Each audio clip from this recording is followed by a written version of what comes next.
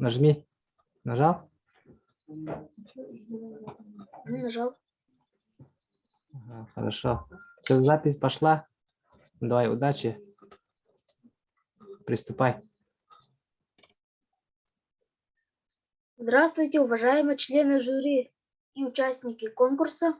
Меня зовут Эверст Афаял. Я курсант патриотического клуба «Городской патруль» детского подросткового центра. Ученик 6 В класса Мархинской среднеобразовательной школы номер 1. Тема моей исследовательской работы – физкульт-минутка как средство укрепления и сохранения здоровья школьников среднего звена и влияние на работоспособность детей. Цели и задачи работы. Изучить влияние физкульт-минуток на работоспособность школьников. Изучить литературу и другие источники информации по проблеме исследования. Определить влияние физкульт-минуток на работоспособность школьников. Провести опрос среди детей.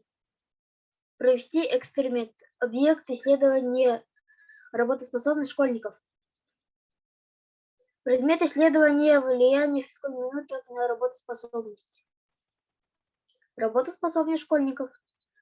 Методы исследования.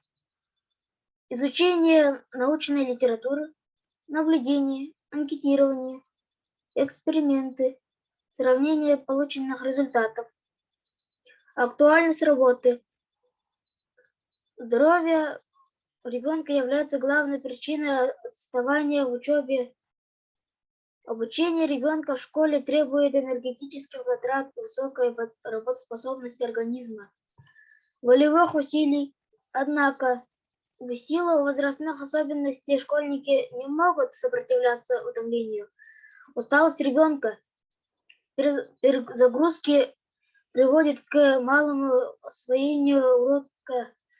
Один из главных секретов хорошего физического самочувствия школьников и высоких активностей. В учебном процессе состоит в использовании правильно подобранных физкульт-минуток.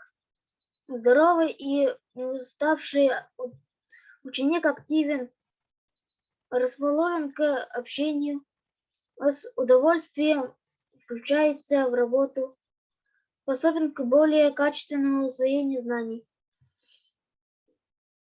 Исследовательская работа. Был проведен эксперимент, собственные исследования проводились на базе нашего 6 В класса Марфинской СОЖ номер 1. Цели нашего эксперимента. Изучить влияние физкульт-минуток на работоспособность. В своем исследовании влияния физкульт-минуток на работоспособность мы анализировали самочувствие учащихся во время уроков. В один из дней на уроках были проведены физкульт-минутки, а в другие дни не было проведено физкульт-минуток. В заключение был проведен опрос, анкета с детьми и беседы с учителями.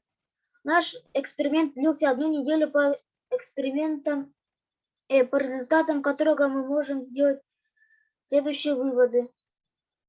В течение учебного занятия работоспособность учеников увеличивался, если в учебный день проводились физкульт-минутки, и наоборот. Как в середине урока работоспособность снижались без дополнительной двигательной активности. Работоспособность в классе не изменилась в течение учебного дня.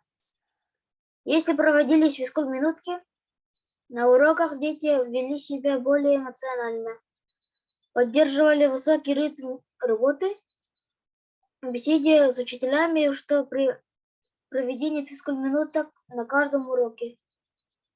Учащиеся стали более ответственно относиться к занятиям, с желанием и интересом принимать за предложенные занятия. И общая работоспособность класса была намного выше. Составлена форма проведения физкульт-минутки, состоит из 4 упражнений. Первое. Исходное положение. Ноги на ширине плеч, руки вперед, мышцы пальцев в замок. По команде учителя прямыми руками тянемся вверх. Второе. Исходное положение. Ноги на ширине плеч, руки на пояс, глаза закрыты. По счету учителя делаем круговые движения головой в левую, правую сторону. Третье. Исходное положение. Ноги на ширине плеч, прямые руки вперед. По счету сжимаем и разжимаем кулаки медленным темпом. Четвертое. Исходное положение. Ноги вместе, руки на пояс. По счету учителя делаем наклон вперед, потом назад. Результаты первого анкетирования. Первый вопрос. На каком уроке ты больше всего испытываешь усталость? Ребятам было разрешено выбрать несколько вариантов ответа. Русский язык – 14 голосов. Обществознание – 3 голоса. География – 3 голоса. Литература – 4 голоса. История – 4 голоса. Английский – 11 голосов. Математика – 16 голосов. ИЗО – 1 голос. Биология – 6 голосов. По итогам ответов на этот вопрос были даны рекомендации для проведения физкульт-минуток в предметах, где наиболее устают школьники. Второй вопрос. Во время работы на уроке что быстрее устает? Мышцы рук, пальцы, 14 голосов. Мышцы шеи, 8 голосов. Мышцы спины, 9 голосов. Напряжение зрения, глаза, 14 голосов. По итогам ответов на этот вопрос была составлена форма проведения физкульт-минутки. Третий вопрос. Что такое физкульт-минутка? Варианты ответов. Это наибольшая разминка перед уроком. Думаю, что это зарядка. Маленький отдых. Я не знаю, что это такое. Это чтобы мышцы не болели. Это минутка тренировки. Результаты второго анкетирования. Первый вопрос. Чувствует ли усталость и сонливость во время уроков, когда ты проводишь физкульт-минутки? Да, 4 голоса. Нет, 18 голосов. Второй вопрос. Нужно ли проводить физкульт-минутки во время уроков? Да, 16 голосов. Нет, 6 голосов. Третий вопрос. Понравились ли физкульт-минутки? Да, 16 голосов.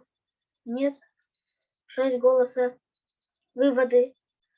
Первое. Физкульт-минутка на уроках один из резервов формирования у учеников мотивации к сохранению здоровья. Второе. Физкульт-минутка на уроках доступный прием профилактики и утомляемости. Физкульт-минутки следует широко использовать на уроках. Заключение. Все вышеизложенное показывает, что проведение физкульт-минуток в школе ведет к лучшему работоспособности в классе, препятствует переутомлению, повышает эмоциональное благополучие учащихся, снижает нагрузки, а также организует активный отдых учащихся для активности. Значение физической культуры в развитии здорового образа жизни школьников огромно. Физкульт-минутка необходима на каждом уроке как минутка направления на снятие усталости, напряжения, на восстановление умственной работоспособности. Физкульт-минутка помогает сделать процесс усвоения знаний более легким и радостным. Каждый учитель должен помнить, что физкульт-минутка на уроках должна быть короткой, не должна утомлять детей и просто должна быть. Спасибо за внимание.